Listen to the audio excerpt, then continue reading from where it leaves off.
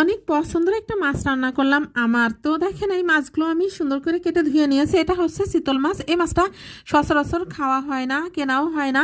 তো এই মাছটা খেতে এত বেশি ভালো লাগে। তো আমি পুকুরের মাছ খেয়েছি, তো এইভাবে বাজারের মাছ যে এত বেশি ভালো লাগে সত্যি জানা ছিল না। তো রান্নার পরে বুঝতে পেরেছি খুবই ভালো লেগেছে।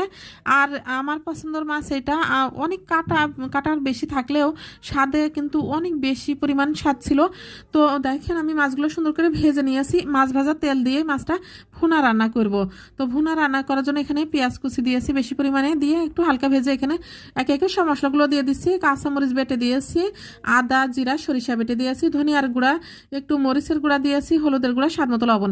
এই মশলাগুলো দিয়েই আমি রান্নাটা করব। একটু সামান্য পানি দিয়ে দিলাম, দিয়ে দেবো এখানে টমেটো।